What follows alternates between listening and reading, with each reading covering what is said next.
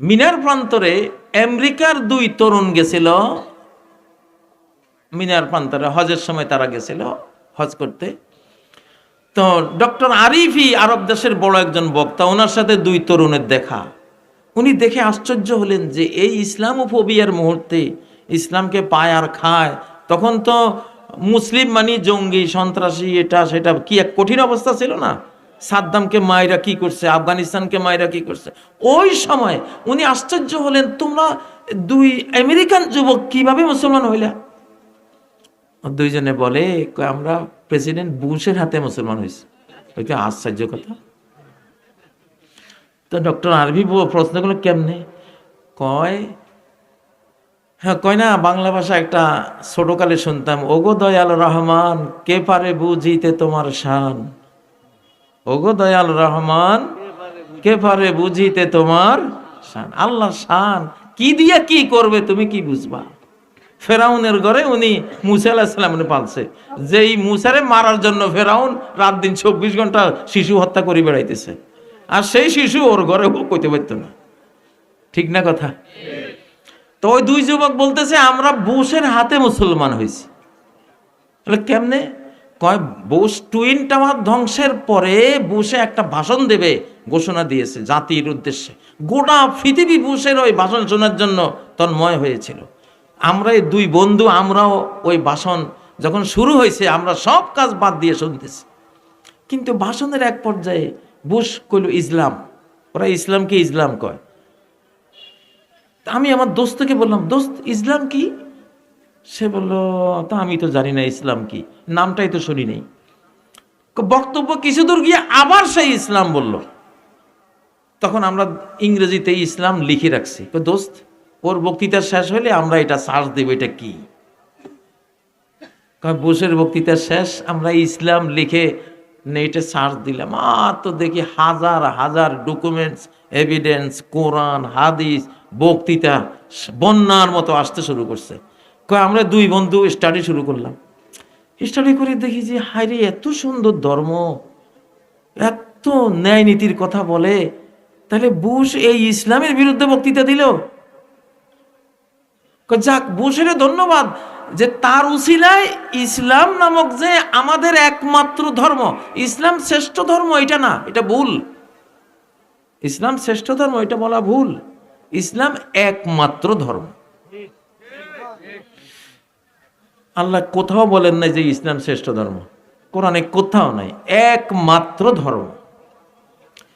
ইন্নাদ-দীনা ইনদাল্লাহিল ইসলাম,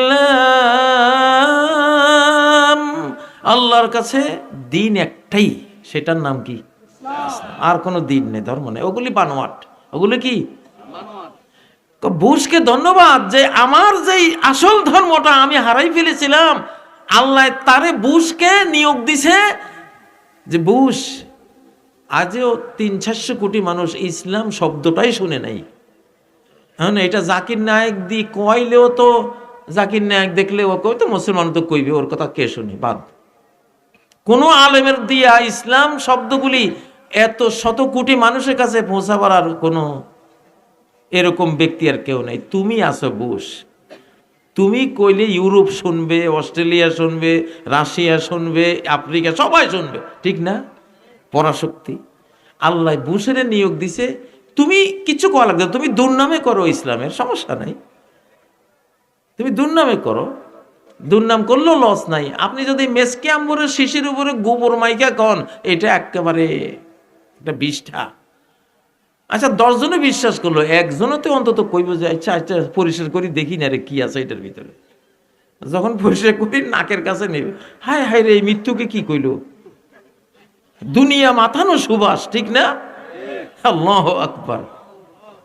negative প্রচারণাও কিন্তু প্রচারণা, দুর্নামও একটা প্রচারণা। একজনের স্ত্রী তার সাথে, স্বামীর সাথে খুব মানে এমন রাগ হয়েছে, কথা কয় না, দিন যায় রাত যায়, কথা এখানে, বেচারা তো একেবারে আধামরা। তো বিরক্ত করতে করতে একদিন একসময় স্ত্রী গালি একটা দিছে, যাক আল্লাহ আলহামদুলিল্লাহ, যাক কথাটা তো কইছি।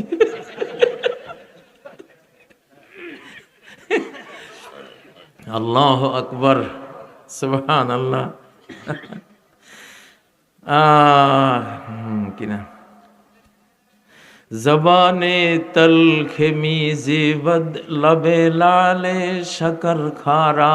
মিষ্টি মুখে যদি একখান গালিও কেউ দেয়, ওটা মিশ্রির মতো মিঠা লাগে, ঠিক না বেঠিক? ঘরে দুয়ারে কয় না যে স্বামী স্ত্রী ঝগড়া হয় না, ওদের সম্পর্ক ভালো থাকে না, ঠিক না? আমার নরসিংদীতে এক স্বামী স্ত্রী ছিল। স্বামীটা বাজারে কিনা কয় খেতে যাবে, কাজ করবে, কাজ কইরা আইসা স্ত্রীরে কতক্ষণ গালিগালাজ করবে, পরে লাঠি ছোটা কাটে বাড়ি মারবে, পিটাইবে। এরপরে হেরা দুইজন বস ফ্রেশ ট্রেশ হইয়া আইসা খাবে। তো ওই স্ত্রীটা বলে, যেদিন আমার স্বামী আমার মারে না, ওই দিন দিনটা ভালো যায় না।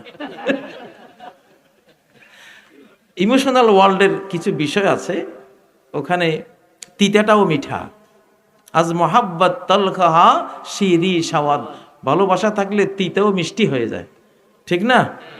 তো এগুলি তো এখন বুশ যে ইসলামের দুর্নাম করার জন্যই দুইবার ইসলামের নাম নিছে।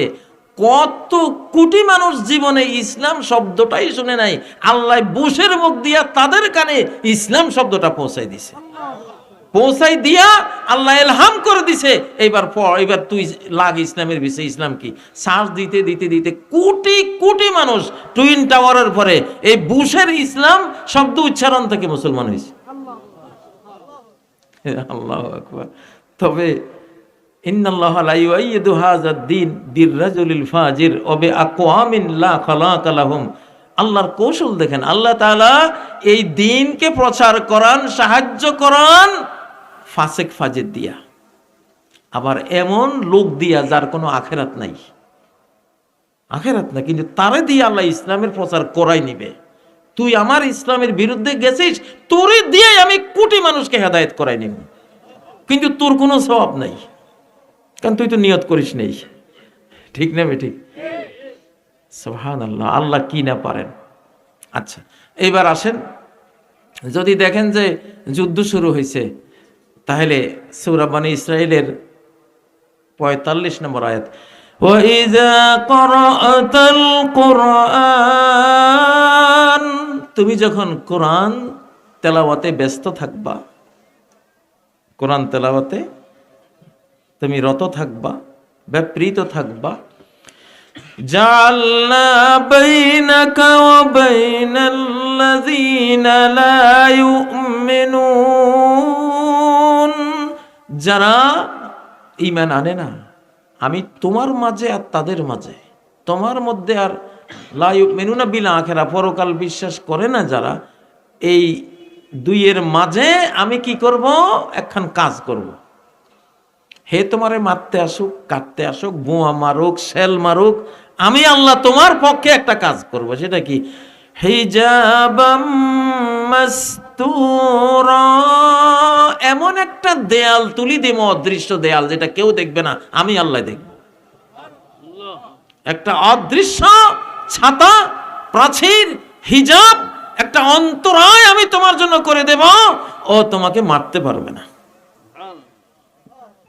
নবীজিকে মারার জন্য আবু লাহাবের বউ এত বড় পাথর নিয়ে দৌড় দিছে, সূরা লাহাব নাজিল হইয়া তাদের জামাই বউয়ের বিরুদ্ধে দুর্নাম হয়েছে, সে নবীজিকে মারবে। আবু বকর আর নবীজি বসা একসাথে, উম্মে জামিল এসে কয় যে তোমার সঙ্গী কই, তোমার সঙ্গী মুহাম্মদ সাল্লাল্লাহু আলাইহি ওয়াসাল্লাম কই? আসলে তো উনি আবু বকরের সাথেই বসা, কিন্তু হিজাবাম মাসতুরা, নবীজি তেলাওয়াত করতেছিলেন আর আল্লাহ অদৃশ্য করে দিছে, আড়াল করে দিছে। নবীজির সামনে এসে নবীজির বিরুদ্ধে চেঁচাচ্ছে, ওনার পাথর মারবে, কিন্তু দেখতেছে না, দেখতেছে না। হিজাবাম মাসতুরা। আরেকটা আছে